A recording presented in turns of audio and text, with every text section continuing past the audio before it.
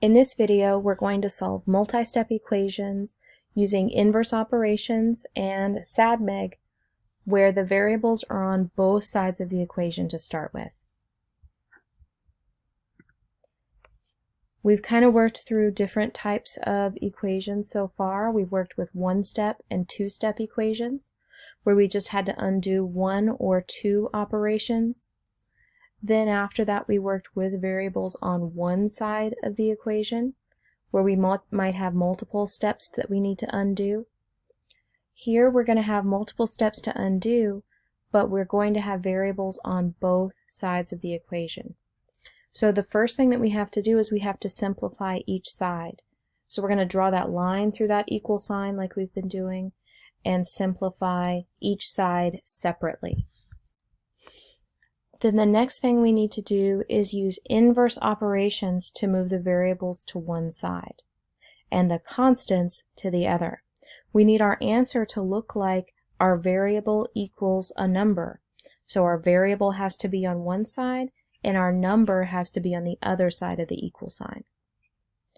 So we're going to solve that remaining equation to make that happen, and then we can check our work.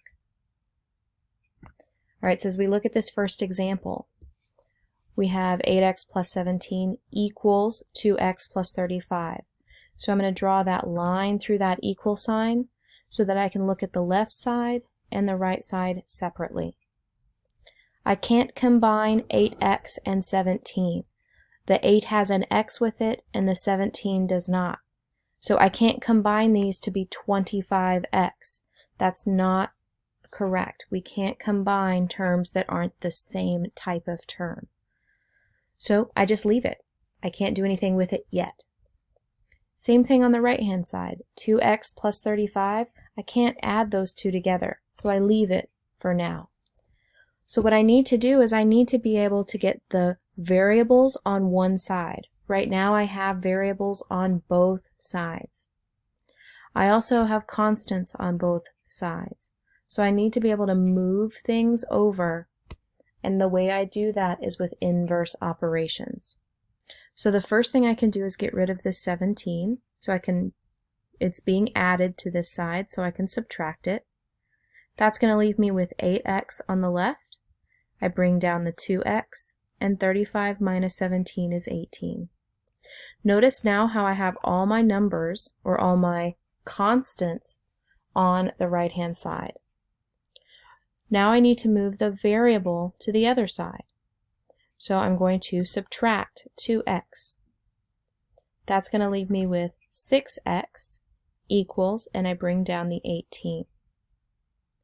So now I can divide by 6, and x is 3. So we had to get the variables on one side and the constants on the other to be able to solve.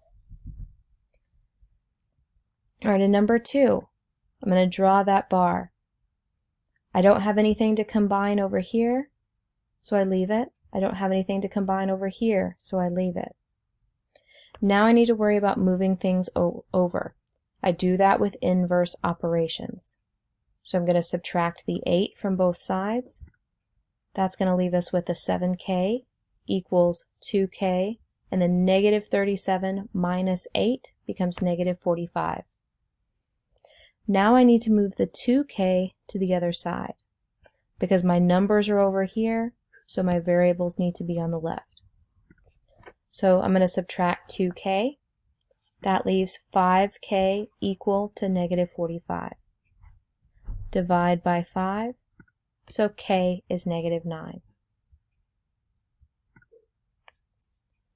Alright, next I have m plus 3 equals 9m minus 13.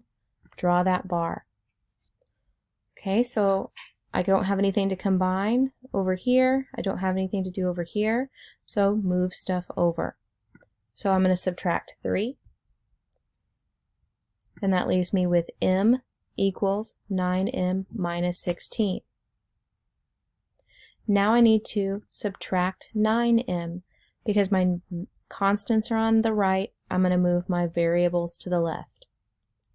That leaves me with negative 8m equals, notice how I'm bringing down that negative in front of that 16.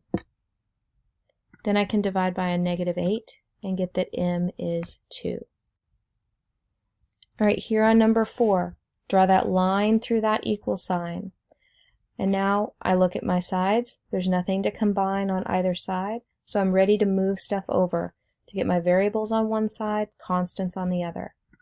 So I'm going to subtract 6. That leaves me with -4y equals -3y plus 6. Now I'm going to move the y to the left, so I'm going to add 3y. I added because it was a -3y already there, so I have to undo it with the opposite. So now I have -4y plus 3y gives me -y is equal to 6. I don't want a negative y, so I'm going to need to divide out that -1 so that I get y is equal to -6.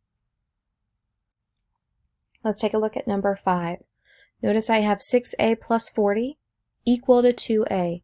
So draw that line through that equal sign. That's really going to help you separate and know what's on one side and what's on the other. So here I need to figure out what to move over. I could move over the 40, but then I'd have a 40 over here, but then I would need to move the 2a over.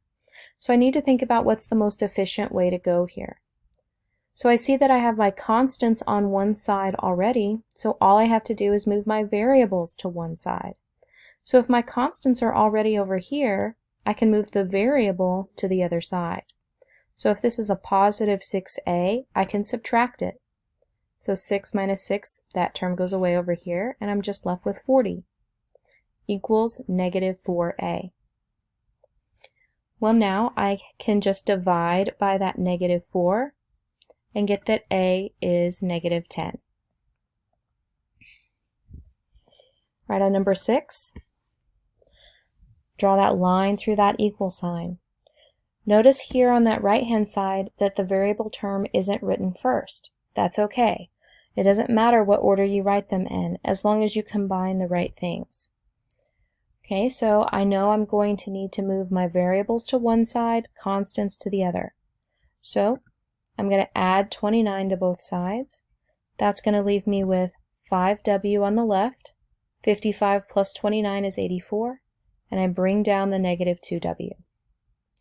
Now I know I need to move the w to the left, so I add 2w to both sides to get 7w equals 84. Divide by 7, and w is 12.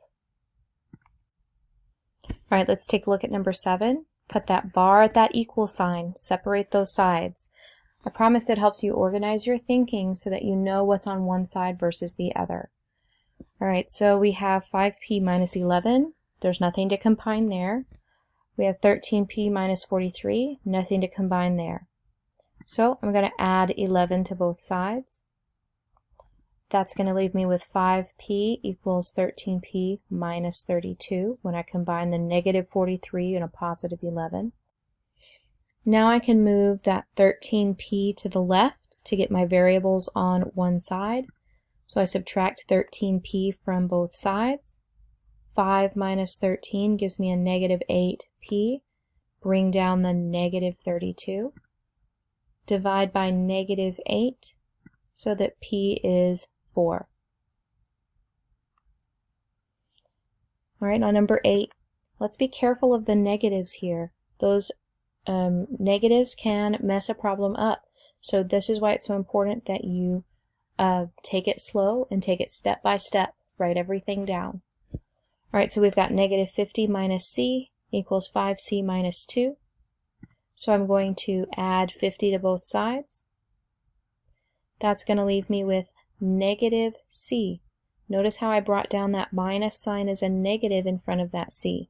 When we added 50, we only got rid of the stuff with the 50. So we have to bring everything else down. Okay, when I added 50 to the -2, I get 48. Now I need to move the 5c to the left.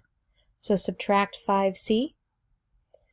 This is a -1c minus 5. That gives you -6c equal to 48.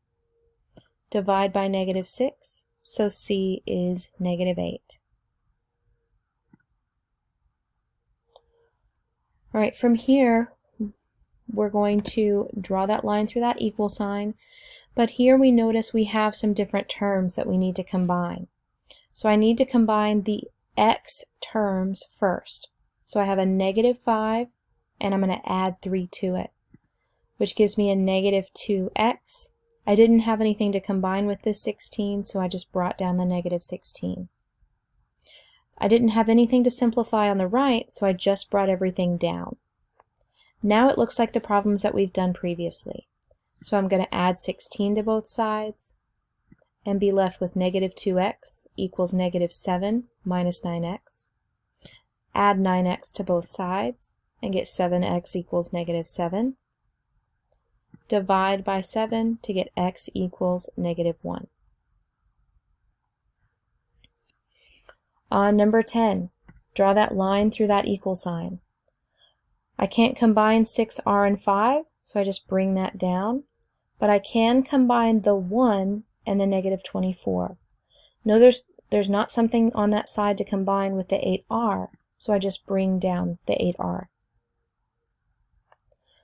So now I can add 5 to both sides and be left with 6r equals 8r minus 18.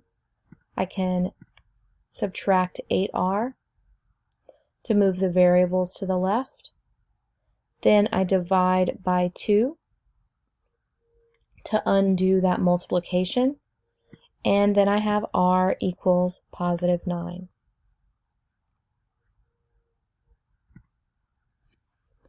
All right, let's take a look at 11. Notice I can combine the 9a and the 7a because they both have an a with it. So that becomes 2a. On this side, I can combine 3a and 2a to be 5a. Notice how all my constants are already combined onto the right-hand side, so all I need to do is move my variables to the other. That gives me a -3a when I subtract that, equals a -33. Divide by -3, so a is +11.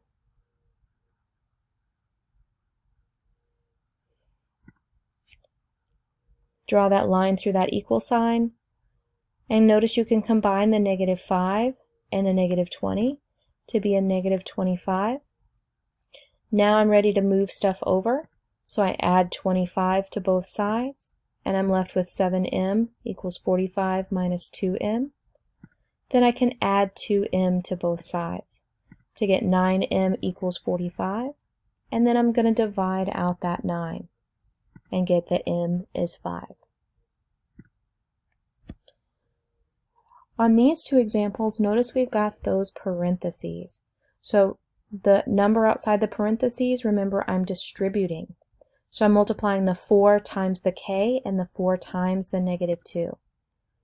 I'm multiplying the 2 times the k and the 2 times -9. So I get 4k minus 8 equals 2k minus 18. Now I can move things around like we've been doing before. Add 8, subtract 2k, and divide by 2 to get k is equal to -5.